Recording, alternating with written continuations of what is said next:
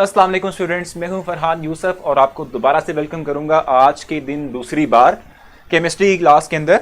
और जैसे कि आप जानते हैं कि हम जो है फर्स्ट अपने हाफ के अंदर ये जो पहला हमने लेक्चर लिया आज के दिन का, उसमें चैप्टर नंबर 6 केमिकल बॉन्डिंग के हवाले से बात कर रहे थे। और हमने जहां तक कंप्लीट आउट किया था वो बेसिक तौर पे हाइब्रिडाइजेशन है। हमने हाइब्रिडाइजेशन पर स्टॉप अपना लेक्चर किया था, अपनी ब्रेक लगाई थी और हमने कहा था कि हम एमओटी और उसके बाद जो आने वाले दो टॉपिक्स हैं उसको हम रात मतलब शाम के टाइम पे इस वक्त जो है डिस्कस कर लेंगे और उसके बाद हमारा टेस्ट भी होगा। सो 15 to 20 मिनट्स हम जो है मतलब लगाएंगे अपने रिमेनिंग टॉपिक्स के ऊपर, जिसको एक्सप्लेन करेंगे थोड़ा बहुत, और उसके बाद आपके जो है वो टेस्ट होगा। मैंने अपनी प्रोफाइल के ऊपर आप लोगों के लिए ऑलरेडी जो भी एमसीक्यूज हैं, एक्सरसाइज एमसीक्यूज हैं रिलेटेड टू चैप्टर नंबर 6 वो अपलोड कर दिए हैं। आप में से काफ़ी स्टूडेंट्स जो हैं वो देख चुके होंगे उन एमसीक्यूज को। आसान है, मैंने आपको बताया था चैप्टर नंबर 6 जो है अगर हम एफएससी की बात करते हैं तो उसमें हम कहते हैं कि एफएससी के पॉइंट ऑफ व्यू के हवाले से जो है चैप्टर 6 बहुत मुश्किल है, लेकिन जब हम उनके एमसीक्यूज की बात करते हैं तो इतने मुश्किल नहीं है, मतलब इतना कोई डिफिकल्ट जो है हम कहते हैं कि सिनेरियोस में नहीं होता। ठीक है जी। सो क्लास को आपने जल्दी से जो है ज्वाइन कर लेना है, जल्दी से जो है आप क्लास ज्वाइन करें ताकि जो है हम ये इस वक्त क्लास हो रही है, फर्स्ट ईयर है ये कैट लिया। ठीक है, अच्छा। सो हम जो डिस्कशन करने लगे हैं वैसे तौर पे वो है एमओटी की। ठीक है, हम एमओटी की बात करेंगे इस कंप्लीट लेक्चर के अंदर एमओटी के हवाले से, और इससे फर्दर जो टॉपिक्स हमारे रह गए हैं उस हवाले से मैं आप लोगों को ब्रीफ करूंगा। वैसे तौर पे एमओटी की अगर हम बात करते हैं तो ये मॉलिक्यूलर ऑर्बिटल थ्योरी, ठीक है, इसमें है क्या अकॉर्डिंग टू, यानी जस्ट आप इसके टॉपिक के पर अगर आप थोड़ा सा आप एम्फेसाइज करें, इसको जरा गौर से देख लें। सो एमओटी यानी मॉलिक्यूलर ऑर्बिटल थ्योरी जो है खुद इस चीज़ को एक्सप्लेन करती है कि इसमें हम कहते ये हैं कि वो एटम्स के जो क्या करने जा रहे हैं, आपस में मिलके मॉलिक्यूल्स की फॉर्मेशन करेंगे। ठीक है, यानी एटम्स आपस में बॉन्ड फॉर्मेशन करके एक मॉलिक्यूल बनाएंगे। ठीक है, उनमें होता क्या है कि उनके जो एटॉमिक ऑर्बिटल्स होते हैं they will combine together, they will mix together. ठीक है, दे विल ओवरलैप टुगेदर। ठीक है, to make the equivalent number of molecular orbitals. ठीक हो गया। अब यहाँ पर कुछ चीजें मैं आप लोगों के सामने रिकॉल करूंगा क्योंकि ये बेसिक जो है हमने जो इसका कोर कॉन्सेप्ट है सिर्फ वो रिकॉल करना है, डेप्थ में नहीं जाएंगे, हमने जस्ट एमसीक्यू की बात करनी है। सो आप करते क्या हैं जी, आप एटॉमिक ऑर्बिटल्स जो हैं, ठीक है, इनको आप क्या करते हैं, मिलाते हैं, इनको आपस में मिक्सअप करते हैं। एटम्स के एटॉमिक ऑर्बिटल्स मिक्सअप होते हैं, इनके इंटरमिक्स होने से क्या होता है, इन्हीं एटॉमिक ऑर्बिटल्स मिले, ठीक है, इनके इंटरमिक्स होने से दो तरह की चीजें बनती हैं। एक बनता है हमारे पास बॉन्डिंग मॉलिक्यूलर ऑर्बिटल, ठीक है, और एक हमारे पास चीज बनती है भी एंटी बॉन्डिंग मॉलिक्यूलर ऑर्बिटल। ठीक है, एंटी बॉन्डिंग मॉलिक्यूलर ऑर्बिटल्स। ठीक हो गया। ये दो जो है तरह के मॉलिक्यूलर ऑर्बिटल्स की फॉर्मेशन होती है। अगर आप दो एटॉमिक ऑर्बिटल्स मिला रहे हो तो एक बॉन्डिंग बनेगा और एक जो है वो एंटी बॉन्डिंग मॉलिक्यूलर ऑर्बिटल जो है इसकी फॉर्मेशन होगी। ठीक हो गया। अब इसकी कुछ कैरेक्टरिस्टिक्स हैं, वन बाय वन हम थोड़ा सा उसको जो है परख लेंगे, उसके बाद हम आगे चलेंगे। अगर हम बॉन्डिंग और एंटी बॉन्डिंग की बात करते हैं तो हम कहते हैं कि bonding molecular orbitals are those type of molecular orbitals which have energy less than the atomic orbitals. इनकी एनर्जी लेस देन होती है एटॉमिक ऑर्बिटल्स से। ठीक है, लेस एनर्जी हम कह सकते हैं समहाउ। आप ये साथ में लिख लीजिएगा ताकि आपको फिर एमसीक्यू को सॉल्व करने में आसानी हो, डिफिकल्टी ना हो। ठीक है, सो हम कहते हैं कि बॉन्डिंग मॉलिक्यूलर ऑर्बिटल्स में क्या होता है, एनर्जी लेस होती है। ठीक है, और एंटी बॉन्डिंग में क्या होता है कि इनकी एनर्जी ग्रेटर होती है। ग्रेटर एनर्जी, किससे एनर्जी ग्रेटर होगी, ठीक है, एनर्जी इनकी ग्रेटर होती है एज कंपेयर टू पेरेंटल या हम समहाउ कहते हैं एटॉमिक ऑर्बिटल्स। एटॉमिक ऑर्बिटल्स जो है, ठीक है, इनकी निस्बत एंटी बॉन्डिंग मॉलिक्यूलर ऑर्बिटल की एनर्जी ज्यादा होती है और बॉन्डिंग मॉलिक्यूलर ऑर्बिटल्स की एनर्जी क्या होती है, लेस होती है, कम होती है। और मैंने आपको पहले लेक्चर जो हमने आज का लिया उसमें मैंने आपको बताया था कि केमिस्ट्री की अगर हम बात करते हैं तो उसमें हम कहते हैं कि वो चीज ज्यादा स्टेबल होती है। ठीक है, हम कहते हैं वो चीज ज्यादा स्टेबल होगी कि जिसके पास एनर्जी कम होती है। तो इट मीन्स के bonding molecular orbitals always have more stability as compare to anti bonding. तो हम यहां लिखेंगे इसकी स्टेबिलिटी ज्यादा होती है। ठीक हो गया। और इसकी जो स्टेबिलिटी है ये क्या होती है, ये लेस स्टेबिलिटी होती है, लेस स्टेबल होता है। ठीक हो गया। और इस तरीके से जो है बॉन्डिंग मॉलिक्यूलर ऑर्बिटल्स को हमेशा हम रिप्रेजेंट करते हैं विद सिग्मा और पाई। ठीक है, सिग्मा या पाई के साथ हम बॉन्डिंग मॉलिक्यूलर ऑर्बिटल को शो करते हैं। और एंटी बॉन्डिंग मॉलिक्यूलर ऑर्बिटल्स जो हैं, ठीक है, इनको हम पाई स्टार के साथ या सिग्मा स्टार जो है इसके साथ हम शो करते हैं, ठीक है जी। पाई स्टार या सिग्मा स्टार जो है इसके साथ हम एंटी बॉन्डिंग मॉलिक्यूलर ऑर्बिटल को शो करते हैं। ये बेसिक तौर पे हमारे पास है बॉन्डिंग मॉलिक्यूलर ऑर्बिटल और एंटी बॉन्डिंग मॉलिक्यूलर ऑर्बिटल्स, इनको अपने साथ साथ अपने पास नोट डाउन कर लेना है, ठीक है। सो जब भी हमारे पास क्या होगा, एटम्स आपस में मिलेंगे, बॉन्ड बनाएंगे, मॉलिक्यूल फॉर्मेशन करेंगे, सो इस दौरान क्या होगा, atomic orbitals will overlap, will combine together to make the equal number of bonding and anti bonding molecular orbitals, ठीक है। बॉन्डिंग की लेस एनर्जी, स्टेबिलिटी ज्यादा, और सिग्मा और पाई, ठीक है। एंटी बॉन्डिंग में ग्रेटर एनर्जी, लेस स्टेबिलिटी, ठीक है, और पाई स्टार और सिग्मा स्टार से इसको हम रिप्रेजेंट करते हैं। इसके अलावा अगर हम बात करें, देखो एटॉमिक ऑर्बिटल्स जब आपस में एक दूसरे को अप्रोच कर रहे होते हैं, जब एक दूसरे के साथ ओवरलैप करना चाहते हैं, तो इस दौरान हम कहते हैं कि दो तरह की ओवरलैपिंग हो सकती है। ये जो हमारे पास एटॉमिक ऑर्बिटल्स हैं, they will combine, they will overlap together, ठीक है, इन टू वेज, ठीक है, दो तरह हो सकता है, यानी दो डिफरेंट तरह से जो है ओवरलैपिंग हो सकती है। इसको मैं रेस करूंगा और उसके बाद मैं जो है वो दो डिफरेंट वेज मेंशन करूंगा आपके सामने कि कौन कौन सी हो सकती हैं। ये आपने ऑलरेडी पहले भी पढ़ा हुआ है। दो तरह से अप्रोच कर सकते हैं एटॉमिक ऑर्बिटल्स, एक है हेड टू हेड अप्रोच और एक हमारे पास है साइड वे अप्रोच, ठीक है जी। हेड टू हेड अप्रोच होती है एक, और एक हमारे पास जो होती है वो साइड वे अप्रोच होती है, साइड वे अप्रोच, ठीक है भाई। सो इन दो तरह से कोई भी हमारे पास जो एटॉमिक ऑर्बिटल है वो अप्रोच कर सकता है, एक दूसरे को ओवरलैप कर सकता है। हेड टू हेड अप्रोच के थ्रू हमेशा सिग्मा बॉन्ड बनता है, ठीक है, हमेशा इसके थ्रू क्या बनेगा, सिग्मा बॉन्ड की फॉर्मेशन होगी। और साइड वे जो हमारे पास ओवरलैप करेगा, ठीक है, साइड वे ओवरलैपिंग के थ्रू हम कहते हैं कि हमारे पास क्या होगा, पाई बॉन्ड की फॉर्मेशन होती है, पाई बॉन्ड बनता है। सर एग्जांपल भी दे दें? बिल्कुल एग्जांपल भी देता हूं हसीब, हमने आगे जाके एग्जांपल की ही बात करनी है। सो सिग्मा बॉन्ड बनता है हेड टू हेड ओवरलैप करने से, और पाई बॉन्ड जो है उसकी डेवलपमेंट होती है जब हम साइड वे अप्रोच करवाते हैं।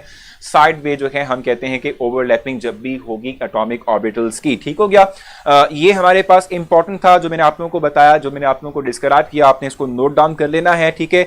और उसके बाद फिर हम मूव करेंगे नेक्स्ट। अच्छा, मैं आपको बता दूं कि हमेशा जो हमारे पास ये एस हमारे पास होता है, ठीक है, एटॉमिक ऑर्बिटल, हमेशा ये क्या करता है, ये हमेशा जब भी एस की हम बात करेंगे तो ये हमेशा सिग्मा ही बनाएगा, ये कभी भी पाई नहीं बनाएगा। ये आप चीज ध्यान में रखिएगा। एस जो हमारे पास सबशेल है, ठीक है, ये हमेशा जब भी ये एटॉमिक ऑर्बिटल मिलेगा या ओवरलैप करेगा तो इसके थ्रू हमेशा सिग्मा बॉन्ड बनता है, यानी पाई बॉन्ड इसके थ्रू डेवलप नहीं होता। सर अंडरलाइन भी करवा दें, करवा दिया करें अगर इंपॉर्टेंट हो। और मैं सारे पॉइंट में इंपॉर्टेंट जो है मैं आपको लिखवा रहा हूं, सो उसमें अंडरलाइन करने की कोई बात रह नहीं गई, ठीक है। सो एस हमेशा क्या करता है कि वो सिग्मा बॉन्ड की फॉर्मेशन करता है। हाँ, ये जरूर है कि पी की अगर हम बात करते हैं, सो पी में हम जानते हैं कि पी में हमारे पास होते हैं कितने भी तीन हमारे पास एटॉमिक ऑर्बिटल होते हैं, रीजनरेट ऑर्बिटल होते हैं। पी एक्स होता है, पी वाई होता है और पी जी होता है, ठीक हो गया। सो ये अब जो है p x p y p z की अगर हम बात करते हैं तो they can form sigma as well as pi bond, ठीक है। ये क्या होता है कि सिग्मा भी बनाते हैं, ठीक है, और पाई भी बना सकते हैं, डिपेंड करता है। अब देखो मैं बताऊं आपको, सिग्मा की सूरत में बनेगा और पाई की सूरत में बनेगा अगर जो ये वाले जो एटॉमिक ऑर्बिटल्स हैं p x p y p z, इनमें से कोई भी एटॉमिक ऑर्बिटल, ठीक है, क्या करता है, फर्स्ट यानी फर्स्ट आप कह लें कि पहला एटॉमिक ऑर्बिटल, चाहे हम इसकी बात कर रहे हैं, अगर ये ओवरलैप कर रहा है फर्स्ट टाइम तो ये सिग्मा बनाएगा, अगर ये फर्स्ट टाइम ओवरलैप करे तो ये सिग्मा बनाएगा, अगर ये फर्स्ट टाइम ओवरलैप करे तो सिग्मा ही बनाएगा। अगर इसने एक दफा ओवरलैप करके सिग्मा बना लिया तो रिमेनिंग जब भी दूसरे जो दो एटॉमिक ऑर्बिटल्स हैं ये जो है क्या कहते हैं ओवरलैप करेंगे तो ये पाई ही बनाएंगे। इस चीज को आपने जरा थोड़ा सा जहन में लेकर आना है, ठीक है। ये क्या करना है आपने, पाई बनेंगे, खोया नहीं बनेगा। अच्छा चलें भी, ठीक है, पाई बनेंगे, खोया नहीं बनेगा, अच्छी बात की है। अच्छा, सो पी की हम बात कर रहे थे, तो हमारे पास जो सबशेल है उसमें हमारे पास डीजेनरेसी है, p x p y p z हम कहते हैं, ठीक है। हम ये बात कहते हैं कि अगर हम इनकी बात, सो इसमें अगर कोई भी atomic orbital first time overlap करेगा तो सिग्मा ही बनाएगा। अगर एक ओवरलैप कर चुका है, अगर दूसरे बाकी जो है एटॉमिक ऑर्बिटल्स ओवरलैप करते हैं, बॉन्ड फॉर्मेशन करते हैं, तो वो पाई ही बनाएंगे। अगर एक ने सिग्मा बना लिया तो बाकी रिमेनिंग दो या एक जो रह जाएगा वो पाई ही बनाएगा, ठीक है। ये चीज क्लियर रखिएगा। सो ये वैसे तौर पे है, यानी कि पी जो है वो सिग्मा भी बना सकता है और पाई भी बना सकता है, और एस हमेशा सिग्मा ही बनाएगा। सर बॉन्ड की कैरेक्टर परसेंटेज किस तरह से फाइंड करते हैं अभी बताएंगे ना, अभी बिलाल अभी आगे चलने तो दो, आगे जाएंगे तो उसमें आ जाएगा ये काम, ठीक हो गया। अच्छा, ये रेस करते हैं और उसके बाद हमारे पास जो है relative energies of the molecular orbital है। मैं थोड़ा सा उस हवाले से आप लोगों को एग्जांपल दूंगा। Electron density is maximum where sigma और पाई, सिग्मा में मैक्सिमम होती है। अभी उसकी डिस्कशन भी मैं आपके साथ करूंगा, अभी मैं आपको बताने लगा था उस हवाले से। देखो सिग्मा बॉन्ड बनता किस तरीके से, लेट्स सपोज ये px है और ये हमारे पास दूसरा px है जिसने क्या किया हुआ है, हेड टू हेड ओवरलैप कर लिया इसके साथ। अब यहां बन गया है हमारे पास एक मॉलिक्यूलर ऑर्बिटल, ठीक हो गया, मॉलिक्यूलर ऑर्बिटल बन गया है। अब देखो ये हमारी है बॉन्ड एक्सिस, जहां पर बॉन्ड बना है, ठीक है, बॉन्ड एक्सिस बना है। इलेक्ट्रॉन जो है वो इसी बॉन्ड एक्सिस पर रहेंगे, यहीं पर ही मूव करेंगे, ये न्यूक्लियस यहीं पर ही मूव करेंगे, ठीक है, इसी बॉन्ड एक्सिस पर रहेंगे। सो इट मींस कि जब भी सिग्मा बॉन्ड बनता है, सिग्मा बॉन्ड की इलेक्ट्रॉन डेंसिटी ग्रेटर होती है एज कंपेयर टू पाई। क्यों पाई क्यों कम होती है? पाई बनता है किस तरीके से, पाई इस तरीके से बनता है, ठीक है भी, पाई जो है वो पैरेलल ओवरलैपिंग के थ्रू बनता है। अब यहां पर है हमारा न्यूक्लियस, ठीक है, सो न्यूक्लियस यहां पर है तो इलेक्ट्रॉन इस तरीके से रिवॉल्व करेगा। अगर इस तरीके से रिवॉल्व करेंगे इलेक्ट्रॉन तो हम कहते हैं कि इलेक्ट्रॉन डेंसिटी जो है, यानी कि इलेक्ट्रॉन की जो एग्जिस्टेंस है, इलेक्ट्रॉन किसी लम्हे पर कहां मौजूद होगा, या तो वो अबव द बॉन्ड एक्सिस होगा या वो बिलो द बॉन्ड एक्सिस होगा। तो इसलिए हम कहते हैं कि पाई बॉन्ड के अंदर जो इलेक्ट्रॉन डेंसिटी है it will be less as compared to sigma bond. That is why sigma bond is much stronger, ठीक है, strengthen as compared to pi bond. Strength की अगर हम बात करते हैं तो sigma bond की strength जो है वो greater होती है as compared to pi bond, ठीक है, sigma bond की strength जो है हम कहते हैं ज्यादा होती है as compared to pi bond because sigma bond has more electron density, ठीक है, electron density की हम बात कर लेते हैं,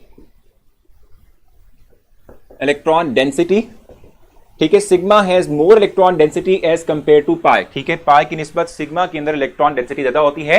क्योंकि इलेक्ट्रॉन डेंसिटी ज्यादा है सिग्मा में तो हम कहते हैं स्ट्रेंथ भी सिग्मा की ज्यादा होगी एज कंपेयर टू पाई।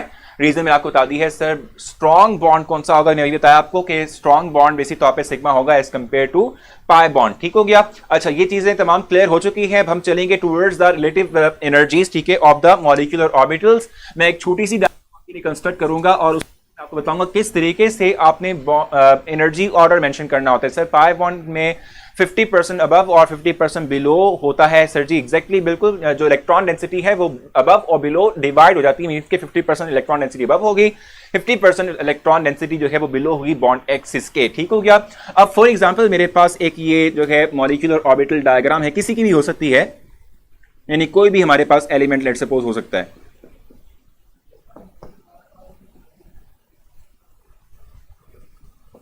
ठीक है भाई। ये बेसिक तौर पे हमारे पास है सिग्मा 1s, इससे बना सिग्मा स्टार 1s, इलेक्ट्रॉन हमने फिल कर दिए, ठीक है, और ये लेट सपोज 1s था तो ये 2s हो गया, एक इलेक्ट्रॉन लेट सपोज है, इससे बना सिग्मा 2s और सिग्मा स्टार 2s। जस्ट बता रहा हूं आप लोगों को इलेक्ट्रॉन्स, क्योंकि देखो हमने कोई लॉन्ग क्वेश्चन तो अटेम्प्ट नहीं करना, हमें मॉलिक्यूलर ऑर्बिटल डायग्राम से इतना कंसर्न नहीं है, हमें कंसर्न है कि अगर हमारे पास एक छोटी सी डायग्राम दे भी जाए तो उसके जो है हमने रिलेटिव एनर्जी कैसे मेंशन करनी है ये हमने बताना है, इलेक्ट्रॉन डेंसिटी और स्ट्रेंथ कैसे रिलेटेड है। जितनी इलेक्ट्रॉन डेंसिटी ज्यादा होती है उतना ही स्ट्रेंथ ज्यादा होती है, क्योंकि इलेक्ट्रॉन डेंसिटी ग्रेटर होगी सो हम कहते हैं कि न्यूक्लियस की ग्रिप जो है वो स्ट्रॉन्गर होगी, क्योंकि नेगेटिव चार्ज है इलेक्ट्रॉन और न्यूक्लियस पॉजिटिव चार्ज है तो इलेक्ट्रॉन डेंसिटी ज्यादा होगी, सो ग्रिप न्यूक्लियस की स्ट्रॉन्गर होगी, बॉन्ड स्ट्रेंथन होगा, ठीक है।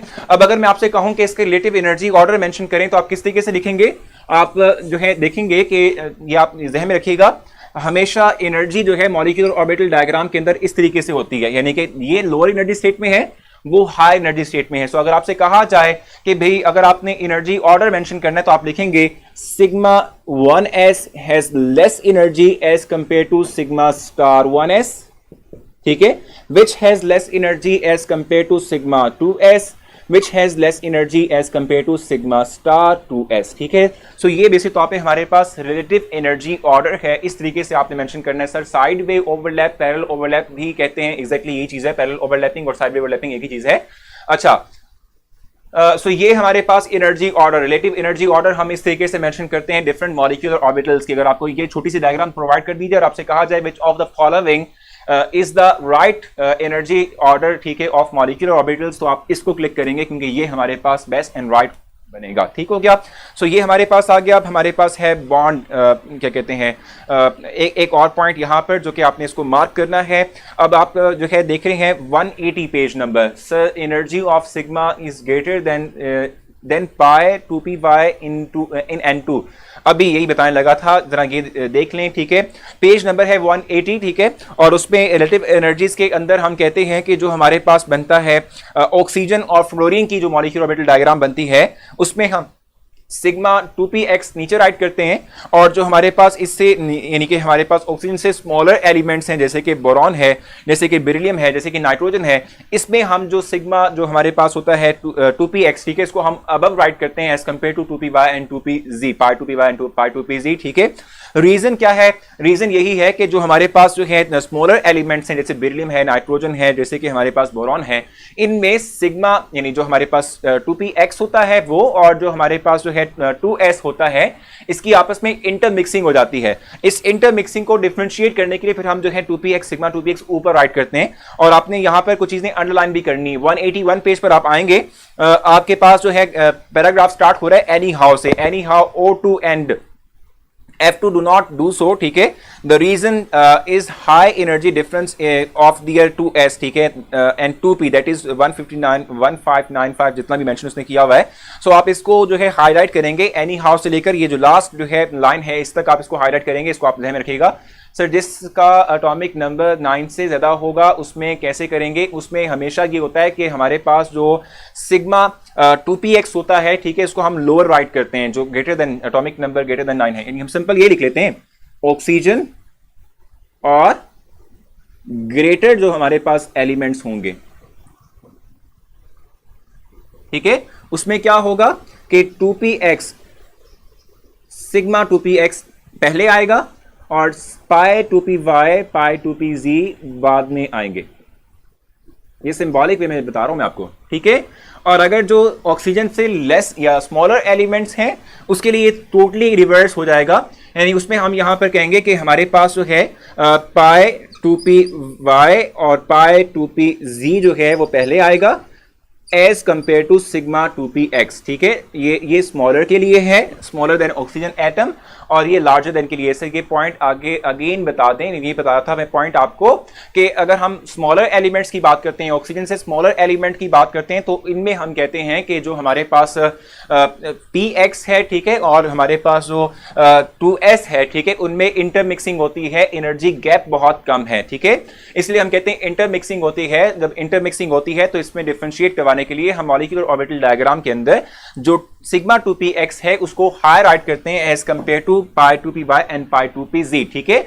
लेकिन अगर हम बात करते हैं एलिमेंट्स ग्रेटर देन ऑक्सीजन और लार्जर देन ऑक्सीजन, ठीक है, तो उसमें हम कहते हैं कि हमारे पास जो 2s और 2px है उनमें एनर्जी गैप बहुत ज्यादा होता है, डिस्टेंस बहुत ज्यादा होता है, गैप बहुत ज्यादा होता है, इसलिए इंटरमिक्सिंग नहीं पॉसिबल। इसलिए हम करते हैं ये है कि सिग्मा 2px को लो राइट करेंगे और 2py और 2pz जो है हाई राइट किया जाएगा, ऊपर ही राइट किया जाएगा, ठीक हो गया। सो इसको आपने हाईलाइट कर लिया है। इसमें energies relative energies of 2s and 2px mention की हुई है डिफरेंट एलिमेंट्स के लिए। अब मैं आपको बताऊंगा bond order, bond order calculate करना सिखाऊंगा कि बॉन्ड ऑर्डर हम कैसे कैलकुलेट करते हैं। अगर हम बॉन्ड ऑर्डर की बात करते हैं तो बॉन्ड ऑर्डर का फॉर्मूला मेंशन यहां पे किया हुआ है कि नंबर इलेक्ट्रॉन्स, ठीक है, in the bonding molecular orbital minus number of electron in the anti bonding molecular orbital divided by 2, ठीक है, ये हमारे पास होता है, यानी कि number of electrons bonding molecular orbital में कितने हैं minus number of electrons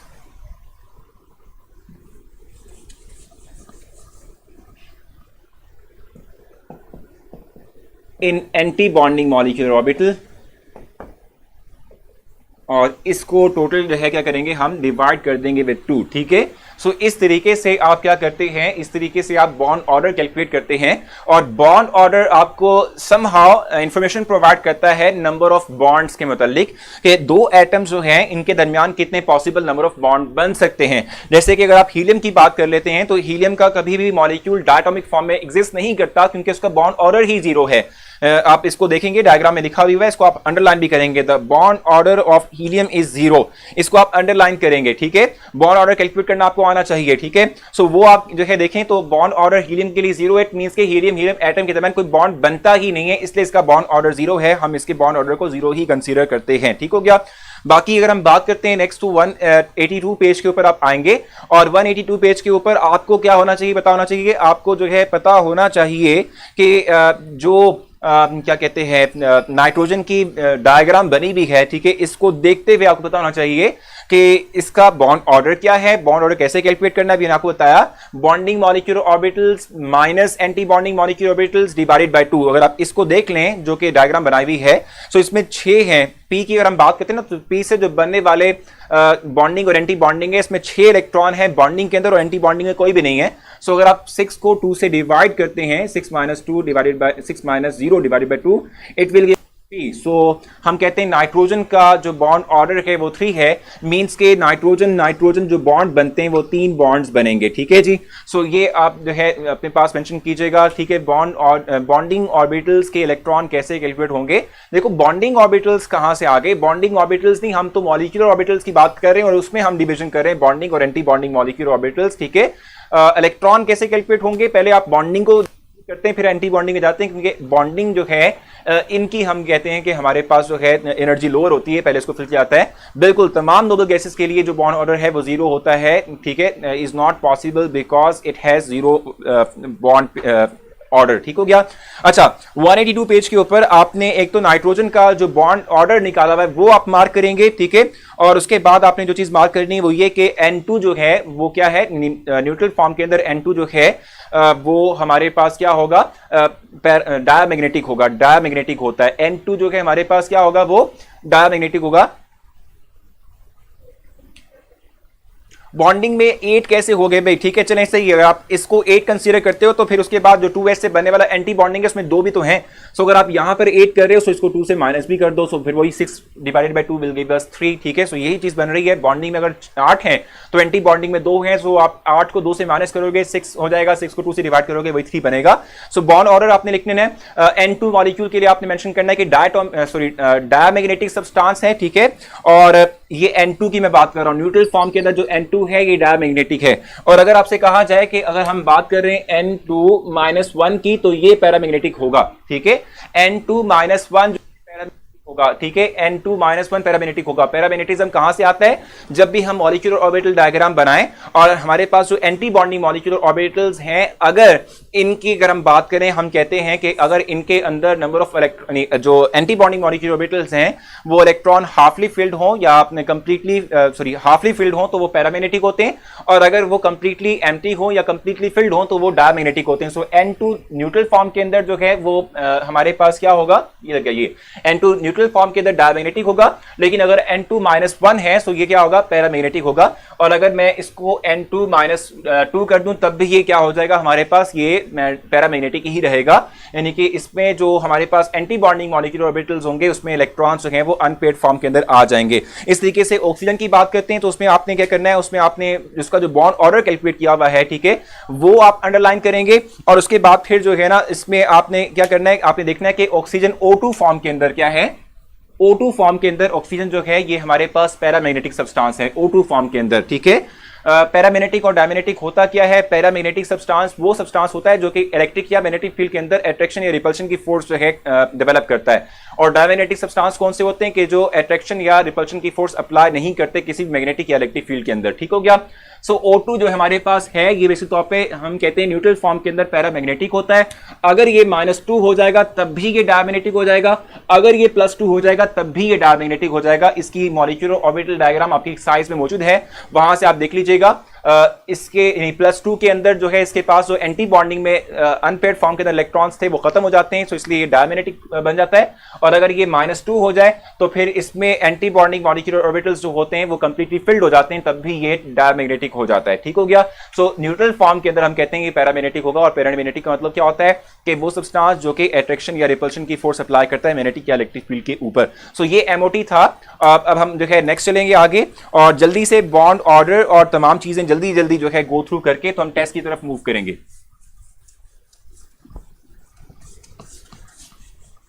bond order की जहां तक बात है तो मैंने आपको पहले भी बताया था, compromise distance between the two bonded atom is called as bond order. Compromise distance कहते हैं इसको, इक्विलिब्रियम डिस्टेंस भी हम कह सकते हैं दो एटम्स के दरमियान जहां पर अट्रैक्शन की फोर्सेस डोमिनेट करती हैं ओवर द रिपल्शन फोर्स, इसको हम कहते हैं हमारे पास बॉन्ड ऑर्डर है, ठीक है। और अगर हम जो है बॉन्ड एनर्जी की हम बात कर रहे हैं, बॉन्ड एनर्जी की हम बात कर रहे हैं, ठीक है। सर पैरामैग्नेटिक में अनपेयर्ड इलेक्ट्रॉन होते हैं, एग्जैक्टली बिलाल यही बात मैं कर रहा हूं। वापस आप इस लेक्चर को वापस सुनिएगा, उसमें मज़ीद क्लैरिटी आपको मिल जाएगी। ठीक है, मैं आपसे कह रहा था कि बॉन्ड एनर्जी की हम इस वक्त बात कर रहे हैं। ठीक है, बॉन्ड एनर्जी।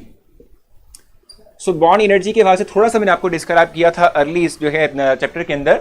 बॉन्ड एनर्जी का मतलब क्या होता है? The minimum amount of energy which is required, ठीक है, टू ब्रेक एनी बॉन्ड, इसको हम बॉन्ड एनर्जी कहते हैं। और बॉन्ड एनर्जी जो है डिपेंड कर रही होती है किस पे? बॉन्ड एनर्जी जो है डायरेक्टली प्रोपोर्शनल है किस चीज के? Directly proportional, sorry inversely proportional है बॉन्ड लेंथ के। बॉन्ड लेंथ के इनवर्सली प्रोपोर्शनल है ये। ठीक है, बॉन्ड एनर्जी बॉन्ड लेंथ के इनवर्सली प्रोपोर्शनल है। ठीक है, और बॉन्ड एनर्जी जो है डायरेक्टली प्रोपोर्शनल होती है मल्टीप्लिसिटी के। अभी मल्टीप्लिसिटी क्या होती है बता देता हूं। मल्टीप्लिसिटी, ठीक है, इसका मतलब होता है नंबर ऑफ बॉन्ड्स। यानी कि अगर हमारे पास कार्बन कार्बन डबल बॉन्ड है तो इसकी बॉन्ड एनर्जी ग्रेटर होगी as compare to carbon single bond carbon. ठीक है, इवन के कार्बन ट्रिपल बॉन्ड कार्बन जो है इसकी एनर्जी ग्रेटर होगी as compare to all these one. ठीक है, सो हम कहते हैं मल्टीप्लिसिटी के डायरेक्टली प्रोपोर्शनल होता है, और बॉन्ड जो हमारे पास लेंथ है इसके इनवर्सली प्रोपोर्शनल होगा बॉन्ड एनर्जी। ठीक है, इनवर्सली प्रोपोर्शनल होती है। ठीक है भाई। अच्छा, उसके बाद फिर हम नेक्स्ट अगर आगे मूव करें, सो हमारे पास टेबल है। इस टेबल को आपको रटने की जरूरत नहीं, लेकिन समहाउ आप इसको देख लीजिएगा, इसको गो थ्रू कर लीजिएगा, इंपॉर्टेंट है समहाउ। ठीक है, एमसीक्यू के हवाले से इसको आप लाजमी देख लीजिएगा। ठीक है, सो 183 पर जो आपके पास इस पर टेबल है इसको आप करेंगे। ठीक है, आगे मूव करूंगा। ठीक है, और उसके बाद हमारे पास आनिक करेक्टर है, हमारे पास कोवेलेंट कंपाउंड्स का आनिक करेक्टर है। ये आनिक करेक्टर कहां से आता है? हम कहते हैं ionic character always depends upon the two bonded atoms के उनमें इलेक्ट्रोनेगेटिव डिफरेंस कितना है। Greater the electronegative difference between the two bonded atoms, more will be the bond polarity. ठीक है, और आनिक करेक्टर। ठीक है, मल्टीप्लिसिटी का मतलब नंबर ऑफ बॉन्ड्स होता है यार। ठीक है, अच्छा, सो मैं आपसे कह रहा था यहां पर आनिक करेक्टर की मैं बात कर रहा था। मैं आपसे कह रहा था कि आनिक करेक्टर का मतलब क्या होता है? आनिक करेक्टर का मतलब होता है कि जो दो बॉन्डेड एटम्स हैं एक मॉलिक्यूल के अंदर, उनमें इलेक्ट्रॉनिक डिफरेंस कितना ज्यादा है। ठीक है,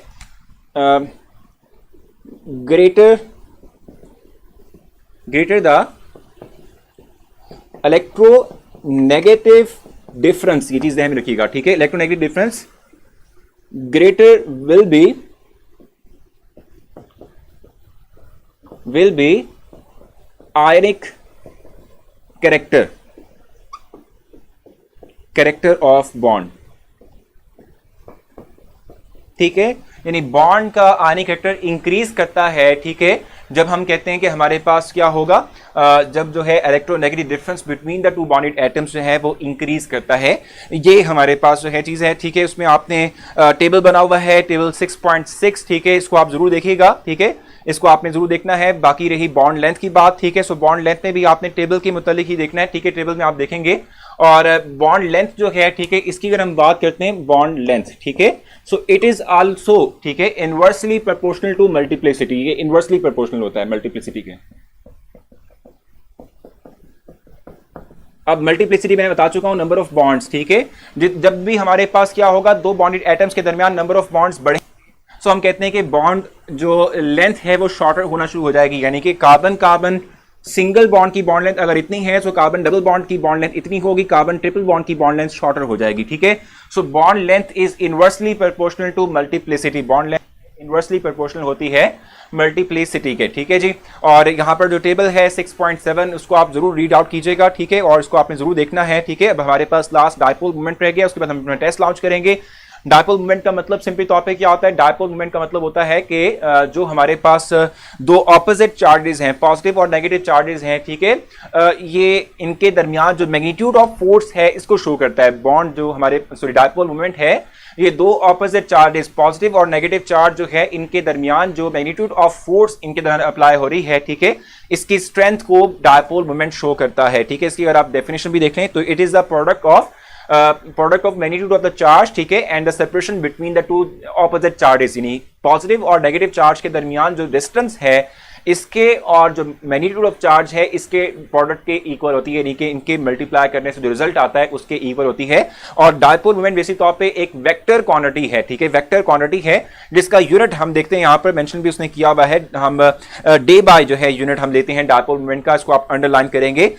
ये बेसिक तौर पे जो टेबल है 6.8 उसके साथ ही जो पैराग्राफ है, ठीक है, उसमें मेंशन किया हुआ है the dipole moment are measured in debye, ठीक है, सो डे बाय में इसको हम करते हैं। बाकी उसने नीचे कैलकुलेशन की हुई है, ठीक है, एक हाइपोथेटिकल एक जो है अपने कंपाउंड लिया हुआ है, ठीक है, और उसके चार्जेस लिए हुए और इनके दरमियान उसने जो है डायपोल मोमेंट की वैल्यू को कैलकुलेट किया हुआ है, सो आप जरूर जो है इसे देखिएगा, ठीक है। बाकी जो है डे बाय और कन्वर्जन जो है किसके अंदर मीटर कॉलम के अंदर जो है कन्वर्जन उसने मेंशन की हुई है कि 1 डे बाय इक्वल होता है 3.336 × 10⁻³ मीटर कॉलम, ठीक है। सो ये आप जरूर अपने पास में रखिएगा क्योंकि ये बड़ी इंपॉर्टेंट इंफॉर्मेशन है। So 1 debye equals to 1.336 × 10⁻³ metre coulomb, ठीक है, ये जरूर अपने पास अपने नोट डाउन कीजिएगा क्योंकि ये बड़ी इंपॉर्टेंट चीज है, इसको आप जो है जरूर अंडरलाइन कीजिएगा, ठीक है, ये इंपॉर्टेंट न्यूज है, ठीक है भाई। टेस्ट कर लेते हैं, क्या थोड़ा सा सब्र रखें, ठीक है। अच्छा, बाकी इसमें जो टेबल है उसको आप जरूर देखिएगा क्योंकि इसमें से रिलेटेड बहुत से एमसीक्यूज हैं जो केवल आपके टेस्ट का भी हिस्सा रहेंगे, आपकी जो है मैंने जो एक्सरसाइज दी है उसका भी हिस्सा है। आयनिक कैरेक्टर की जहां तक बात है, अभी क्वेश्चन भी आया था कि आयनिक कैरेक्टर किसी जो बॉन्ड है, ठीक है, उसको कैसे कैलकुलेट करते हैं किसी कंपाउंड का। सो 187 पेज के ऊपर परसेंटेज ऑफ आयनिक कैरेक्टर के हवाले से उसने एक फार्मूला मेंशन किया हुआ है, इसको आप अंडरलाइन करेंगे। ऑब्जर्व जो हमारे पास डायपोल मोमेंट होता है इसको हम डिवाइड करते हैं विद आयनिक डायपोल मोमेंट, ठीक है, इनटू 100। ये बेसिक तौर पे हमारे पास होता है, यानी कि हमारे पास जो ऑब्जर्व डायपोल मोमेंट है किसी कंपाउंड का उसको हम कैलकुलेटेड डायपोल मोमेंट से डिवाइड करेंगे, उसको 100 से मल्टीप्लाई कर देंगे तो हमारे पास क्या आएगा, ये बेसिक तौर पे हमारे पास आ जाएगी परसेंटेज आयनिक कैरेक्टर की वैल्यू आ जाएगी, ठीक हो गया। और जो है अगर हम बात करते हैं कि इस चीज की भी, जैसे BF3 की एग्जांपल आप पूछ रहे हैं तो ये 0 क्यों होता है, तो उसकी रीजन क्या है। देखो, जो भी प्लेनर स्पीशीज होती हैं, मैं मेंशन कर देता हूं, ऑल प्लेनर स्पीशीज, यहां लिख लेते हैं, all planar species always have zero dipole moment, dipole moment, इसको आप नोट डाउन कर लीजिएगा, ठीक है। अब जैसे कि टेट्राहीड्रल है, प्योर टेट्राहीड्रल, टेट्राहीड्रल भी होना चाहिए, साथ में जो हमारे पास बॉन्डेड एटम्स हैं वो भी सेम हो, ठीक है, टेट्राहीड्रल और साथ में जो बॉन्डेड एटम्स हैं, भाई ये आप देख लीजिएगा 3.1 समथिंग था, ठीक है, ये जो मैंने मेंशन किया हुआ था यहां पर, ठीक है। सो टेट्राहीड्रल और साथ में एटम सेम हो, जैसे कि CH ये हो गया। जैसे हमारे पास CCl4 है, इनका जो डायपोल मोमेंट है वो 0 होता है, ठीक है, इनका डायपोल मोमेंट क्या होता है, 0 होता है, ठीक हो गया। इस तरीके से टेट्राहीड्रल के साथ लीनियर है, लीनियर शेप वाले, ठीक है। इस तरीके से प्लेनर ट्राइगोनल ज्योमेट्री रखने वाले, ट्राइगोनल,